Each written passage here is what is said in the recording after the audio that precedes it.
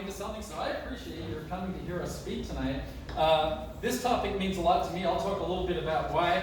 I will try to do an accelerated version. I cut it down to half the slides, but I'll still need to work pretty quickly. But I'm Robert Stribley. I'm a user experience designer and manager at Publicis Sapient. I work in a little group that's still called Razorfish. That's the company I first came to.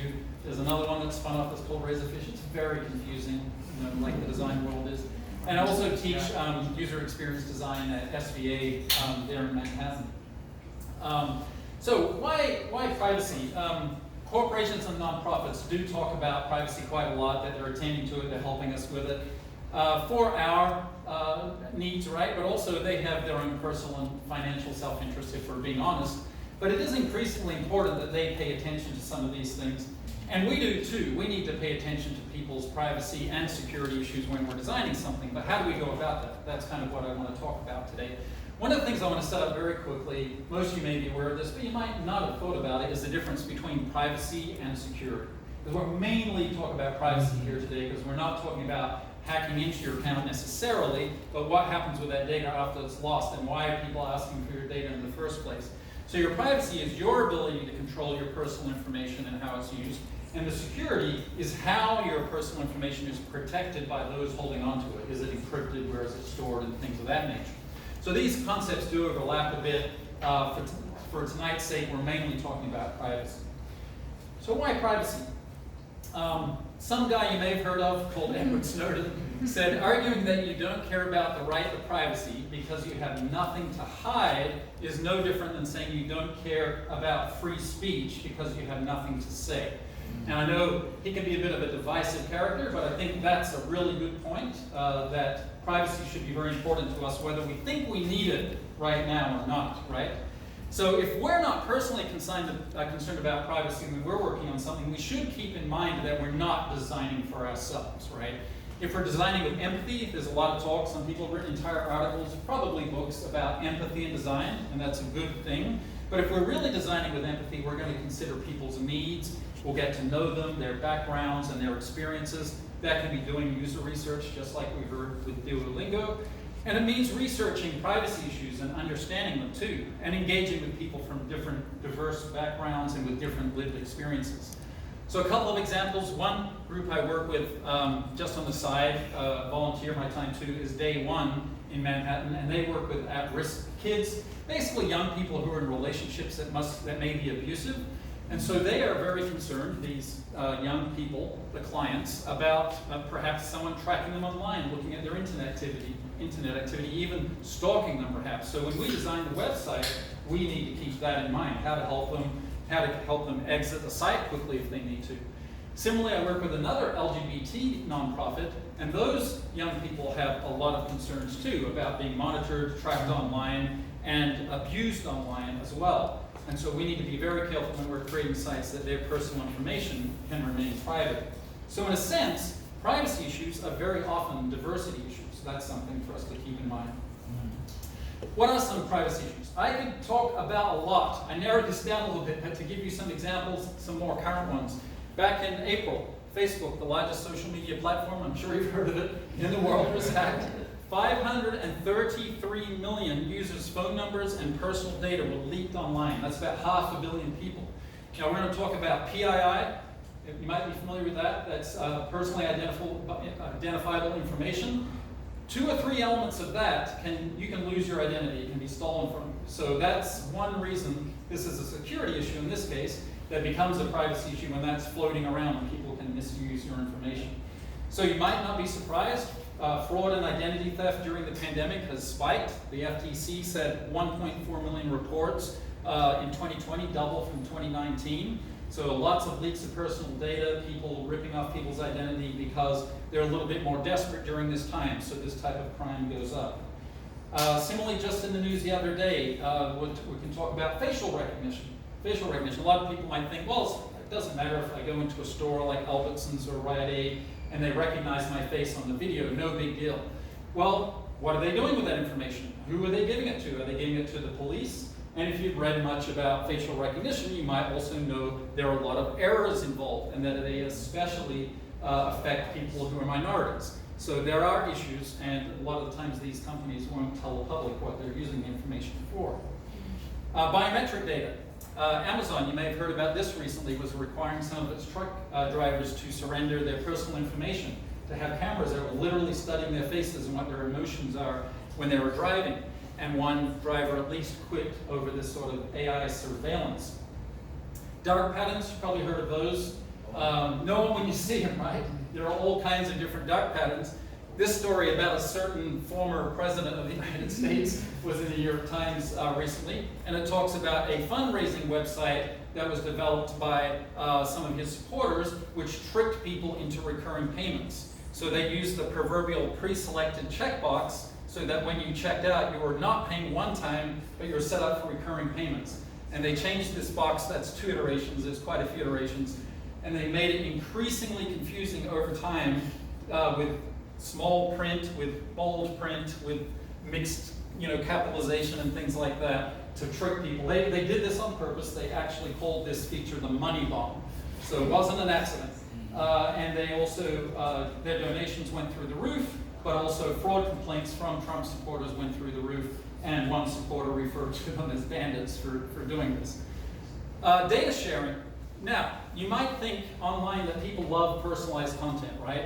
Hey, I saw that thing on the internet, it tracks me all around, I eventually buy it. That can be helpful sometimes if I really do want that Hawaiian shirt or something like that. But though people say they like these kind of ads, it's a little more interesting than that, a little more complicated. So a 2019 survey by RSA found that really only 17% of respondents said it was even ethical to track you across the internet. That's how they really felt when you asked them about tracking them. And earlier Pew Research also found that 91% of adults believe that they've lost control over their personal information on the internet. So it's a little stickier. Because of that, you're starting to see some of these features roll out. In iOS, you may have noticed this, that when you open an app now, it asks if you want to be tracked across the internet. Well, guess what? A lot of apps aren't happy because the numbers have gone way down. In fact, you see here, only about 15% of iOS users worldwide are allowing these apps to track them. Now, there's a lot of reasons for that. You can talk about competition between Google and Apple, but it's also as a result of people wanting their privacy. There's also regulations that I'm sure you're aware of. I won't spend too much time on them, but I'm sure you've heard of the Gdpr, the General Data Protection Regulation. This was finalized in 2016, came into effect in 2018, and it regulates apps and websites in the EU and how they can share information, and also what happens when it leaves the EU. So that could be us going to visit sites in the EU. And you might remember a few months ago, maybe a couple of years ago, getting all those emails that said, we've updated our privacy. And that's what that was. That was related to the GDPR. So it requires that people opt into sharing their data. So you can't just share it by default. That people communicate, that you communicate with people in the moment what's going on. That you're transparent about what you're doing. These are all good things to keep in mind anyway, right? And also allow people to download their data and even delete it altogether, a right to erasure. I'm sure you've heard of some sites where they'll allow you to do that, but you have to go through 67 levels of hell to be able to actually delete your material. This is making that easier. Similarly, in the United States, California Consumer Privacy Act, that's trying to do very similar things to the GDPR. The difference is, a primary difference, is that it does allow companies to by a default track you and for you to opt out. So the opposite of the GDPR, but at least it does say you have to allow people to opt out. California, interestingly enough, said that they want to monitor and ban dark patterns. That's fantastic. But I don't know how you codify dark patterns exactly. There's so many of them. We'll talk a little bit more about that in a minute or two. And they also devised with Carnegie Mellon and the University of Michigan the symbol that you could use to draw attention to your privacy settings. New York, Maryland, Massachusetts, Hawaii, they're developing their own privacy laws. So if you're designing for GDPR, California, and all these states, you might as well just go ahead and design for everyone, right? Design for the highest common good. What is our role, though, as designers? Some of you may have heard of Mike Monteiro. Oh, yeah. He wrote this highly entertaining book, or maybe diatribe, called Ruined by Design, very entertaining reading. But he wrote How Designers Destroy the World and What We Can Do to Fix It. And he says that we weren't hired to have our work pinned to the fridge and that people hire you to be the expert, so you might as well be. And that speaks to our speaking up as designers, and I'll talk a little bit about how we can do that. But one thing I wanted to point out is that often we think of ourselves as an advocate for the user, and the user sounds like this very anonymous person that's out there, right, without any features. So it's very important for us to think about these users have very specific circumstances, personalities, lives. They're real people, and we have a responsibility to them. Some of the things that you could do with a client, I'll touch on these real quick if you need to, say, confront them or talk to them in a diplomatic fashion about some of these issues, is remind them that they have a civic responsibility, rather than checking that checkbox that keeps you paying every month for the same thing. They have a civic responsibility to be transparent and to help their end users. They want to maintain their reputation. They want to avoid using these dark patterns because those can anger people, and that could make them lose their base, right? They want to avoid data breaches and sloppy treatment of the data because, again, that could end up making them lose money rather than growing their base. And there's also that financial consideration as we have more regulations that they might actually be fined for what they're doing. So those are a few kind of principles to keep in mind of how to explain why they should pay attention to privacy, if only for selfish reasons in some cases. You might even in some cases need to walk away from a job. In 2019, 5 employees from GitHub quit after they learned that the company was sharing information with ICE, and they decided, we don't want to do that. If you guys aren't going to stop doing it, we're going to walk away. And in fact, that's what they did. One of the most dramatic examples I ever found, I hope this will never apply to us, but if you go all the way back to the 1940s, there was a Frenchman, René Carmel, working on the French census. He and his team, they had been dubbed the first ethical hackers, because what they discovered was that those punch cards that they were using, it asked you to identify your religion on there, and they were using that, the Germans, the Nazis were using that to find and track down Jewish people. So they actually destroyed their own templates so that that could not be done. They were taken away and locked up. But that is a very real-world example. We work in the digital world a lot. That was a very real-world example of them changing an experience to maintain people's privacy. And in this case, they actually saved lives. So I want to end with a handful of best practices to keep in mind. And there's, I'm sure, more than this, but I think these will be helpful. One thing I would definitely recommend is reading Dr. Ann Cavoukian's Privacy by Design. This is a real manifesto, but it's relatively short, where she lays out 7 principles for us to keep in mind.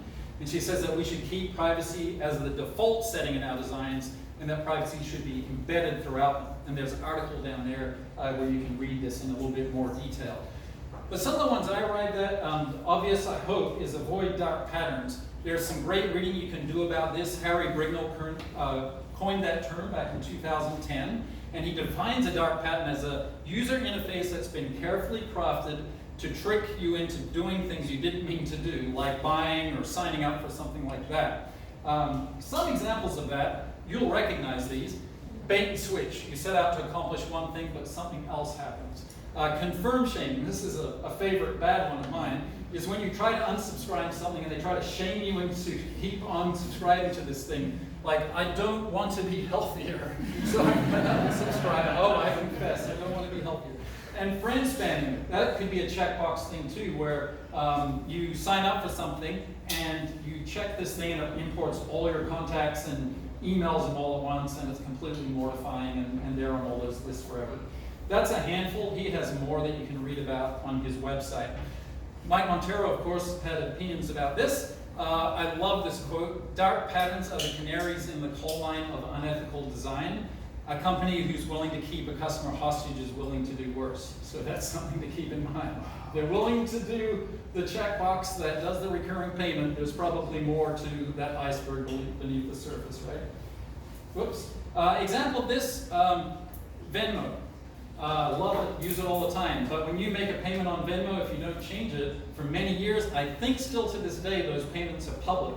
And so there was a site for a while called Vicemo, that everything that was tagged with drugs, sex, alcohol was pulled into this website for everyone to see. And this was an ethical hacker who was doing this to show that this is a problem. And you've probably seen some things in the news recently where this led to problems for people too. Strava was another one. They changed this. They had a feature where if you ran by somebody who was on Strava, a thing came up with their profile, showed you a picture of them. You could click through and you could see their running route, which could lead to you finding where somebody lives. So this is what we call stalkerware. They didn't do it on purpose, perhaps, but they had it. They did it on purpose. There was a feature called flyby, and after people pointed it out, they changed it. This could also be a good reason for a company to have more women, let's say, on their design teams, right? Because if you had more women, you might realize that this is stalkerware on your design.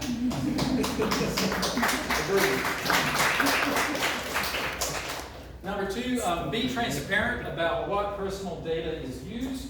So here's some examples of PII I talked about earlier, personally identifiable information. If you're using that, if you're gathering it, the more you have, the more secure it needs to be. And those are data points like name, email, phone number, social security number. If you have 2 or 3 of those, you can narrow that down to one person and you can steal right in it because you can get other things, credit cards, bank accounts, etc.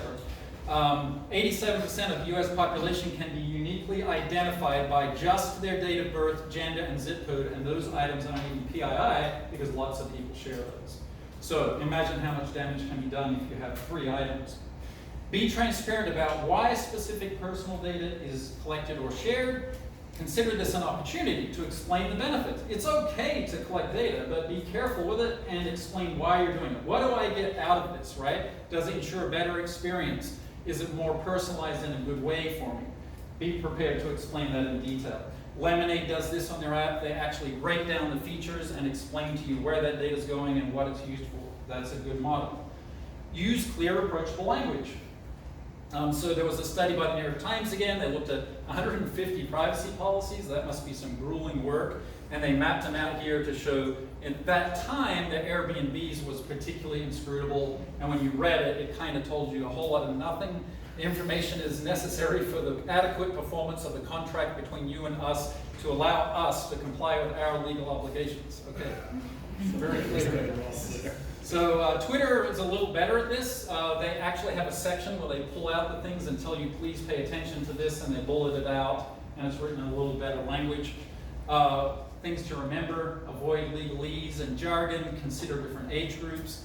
Most adult Americans read at about the level of basic or intermediate literacy level, so 50% can't read a book written at an 8th grade level. The Content Marketing Institute therefore suggests keep your writing at about a 14 or 15-year-old level. So when you're writing in legalese, I can't understand it, as an adult. So a child certainly couldn't, and we need to keep our writing at a level that is manageable. Give users an option to control their data. Google has a whole dashboard where you can go and do this according to the very specific things that you want to change, whether it's YouTube history or Google photo settings, etc. So that's a prominent dashboard.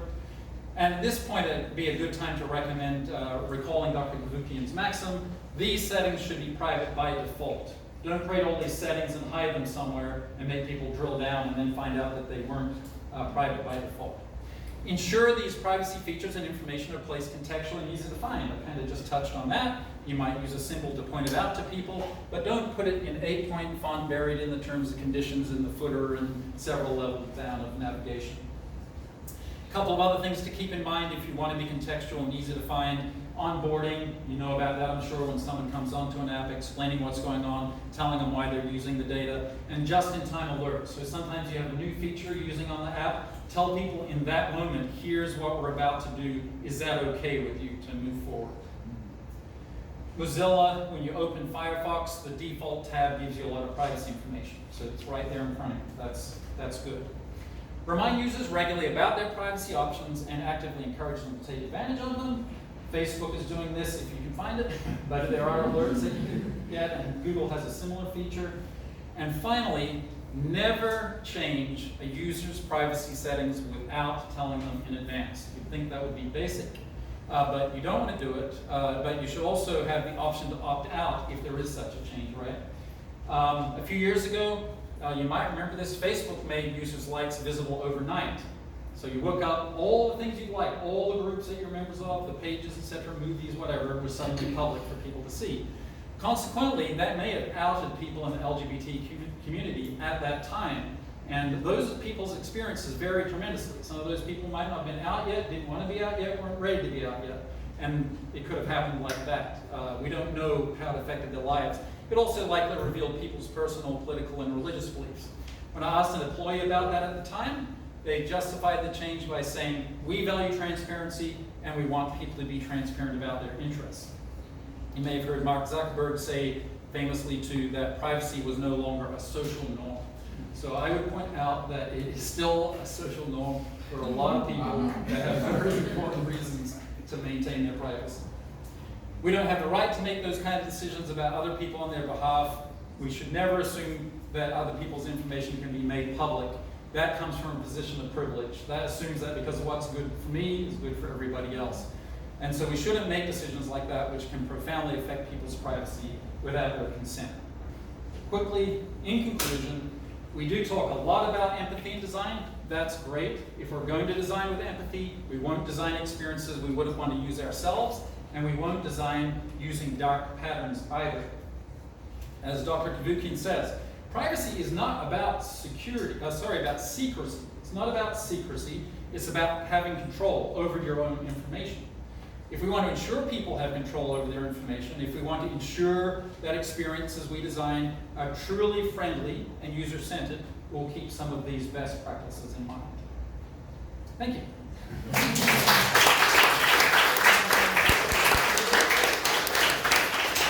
I think we're at time. I don't want to keep you from really good beer downstairs, but there's a question or two. Just a quick question. I sense, Small Planet deals with this. I'm sure Razorfish does as well. Like, as an agency, oftentimes the biggest challenge is selling internally. These things and selling it to clients. Do you have any advice on an icebreaker or a way to sort of broach this early on in the discovery phase or the product development phase to kind of get everybody on board with this? Because I think everybody has the best intentions, but sometimes it kind of goes by the wayside in the development process. Oh, absolutely. And it applies. I've had this apply on projects I've worked on where a husband and wife maybe are using an app and they break up, and now the husband can track the wife's, so these are real life scenarios. What comes to mind right away is just giving people sort of what if scenarios and being aware of those. And regardless of what you're working on, think about what if this material became public. So, even if you're doing an app about I want to book a seat at a movie theater. That sounds so innocent. I just want to book a seat at a movie theater and I want to order popcorn from my seat or something like that. What information, though, needs to go into that app? I'm fine maybe surrendering that information, but I need to be careful that really every single data point is needed and that there's nothing, and that it's secure, that the app is secure. So kind of putting those what if scenarios out there. Also, I hope you're all lucky enough as I am to work in an organization where you can be a bit evangelical about this kind of stuff. So if you're interested in this topic and learn about it, volunteer to talk about it. If you have a design group, a UX group, a product group, design group, say, hey, I've been studying this thing and I'd love to have a session to talk to you about it. Yeah. Mm-hmm. Have you come across any analysis on the financial consequences of designing for privacy? I haven't, but that is an interesting topic, and I'm sure it is very expensive, especially, just purely from some of the hacks from a security perspective, the amount of personal information that is out there and how it can be misused. I had my identity stolen early this year, and it was one of the worst things I've been through in recent time. The amount of time I wasted doing that, I'm sure the figures are astronomical, so I would like to research that myself. You mentioned at one point certain companies expressing frustration with the new settings that, like, for example, Apple put out, asking users if they want to share information. I was speaking with someone who was kind of like a small online business owner who was kind of expressing that frustration. They use Facebook. They've been using that data to promote their business. What is, like, your personal opinion on, like, where the balance is for that? Because some corporations might be able to deal with that. Smaller businesses, that's going to really affect. Absolutely, and I have heard that argument specifically about small business users, definitely. I think it's a complicated thing. There are other avenues, is one thing, of advertising, elevating yourself in search results and things of that nature. Someone who is better at search than I am, and SEO, could explain to you there are other methodologies too of tracking people and forming more high-level ideas of your audience that they may not be quite as niche, but they can still help you to understand this person likely fits into this group, therefore I'm going to show them this small business. So there are some other things out there, and trust me, SEO experts, maybe there are some in this room, they're already exploring those avenues. And then the other thing of it, and I don't want to be flippant about this, is that arguably there's just some roads that we don't want to go down. And so, there are other things that we can do that might be beneficial, but because of the dark side of them that we don't. And we just have to explore what is it that we can do, where do we draw the line. Because there is that handshake deal every time we go on the internet. We all know that Facebook isn't really free, right? We all know that Twitter isn't free. That, as the saying goes, if it looks like it's free, you're the product. So we're all participating in this handshake every day, but we have to determine where we feel comfortable with it. Yeah, real quick. So, let's say you have a really strong moral compass as a designer, you get some business requirements, you spot dark patterns. How do you go about pushing back on something like that as a designer? Some people might see that as that's not really your concern or your responsibility. It's not your role as a designer to do this. You're just here to design stuff. Yeah. You send them Robert's talk. Yeah, right. Feel free to send them a PDF of this. No, seriously though, it's a very good question. And one of the reasons that I think this is a good topic for designers though is because we are involved in so much of the process. So you could say, well, a developer could bring this up because they're creating the algorithm or whatever, but we're often in this whole thing all the way along. But you are right, there are going to be people that say, hey, that's our decision. And at that point, depending on the severity of it, you can say, okay, I'll go along with that, but I disagree with it, I made myself clear. Or if it's severe enough, you might say, well, I don't want to work on this account anymore. But there are those few things I mentioned up front that you can explain to them, where you can say, this could hit you in the wallet if it's illegal, for one thing, in the future. Again, dark patterns in California are apparently legal, but hard to pinpoint what they are. You can say, this is going to ruin your reputation. I'm going to say, if this is sloppily designed and the data leaks, that could hit you in the wallet.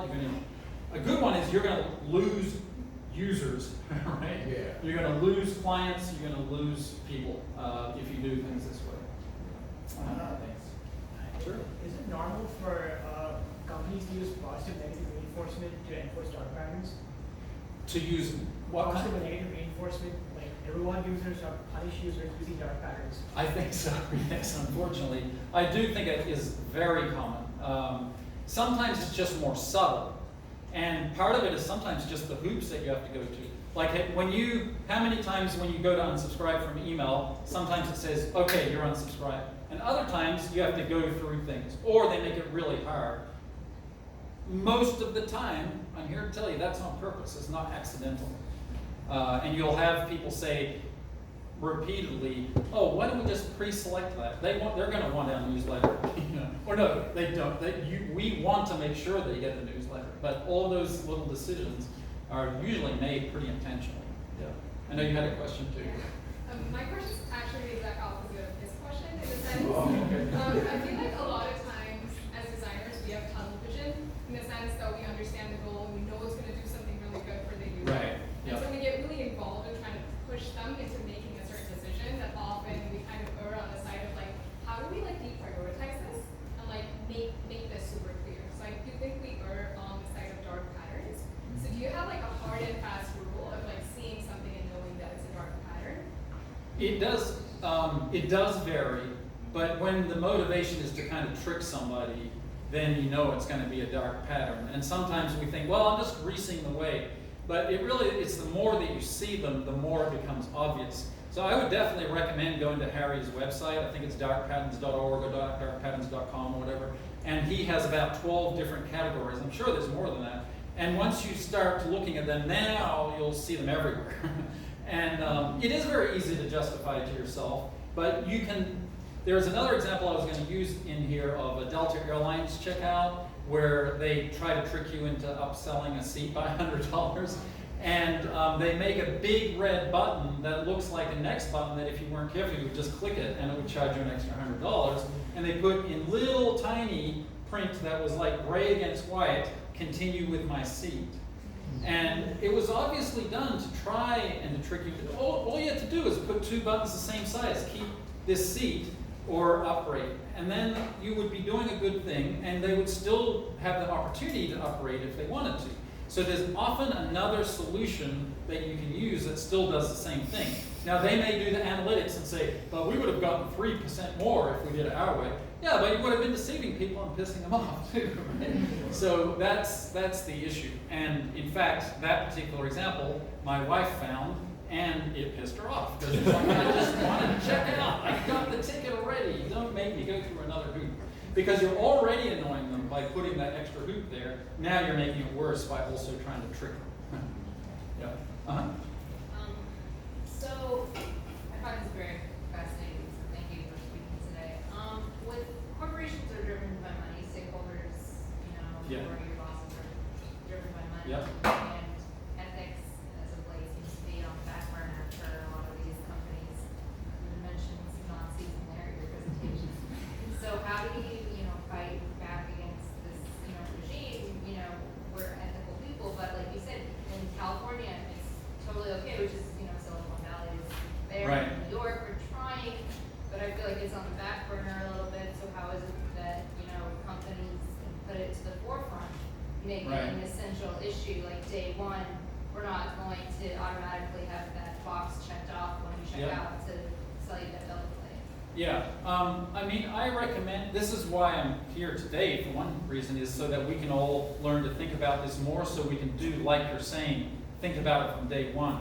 And I think, even though I listed half a dozen things that you can tell a client, it really comes down to reputation management and hitting your bottom line. So I work with a big German automobile company, and they're actually keep their, hard to guess what it might be.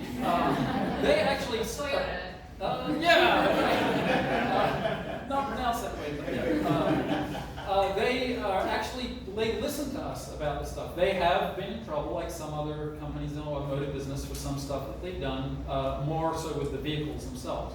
But they do listen to us on privacy and security matters, and it is about, they have a good reputation and they want to keep it. And we remind them of that. Like, hey, by doing this on this screen when someone's filling out this form, you could be undermining your reputation.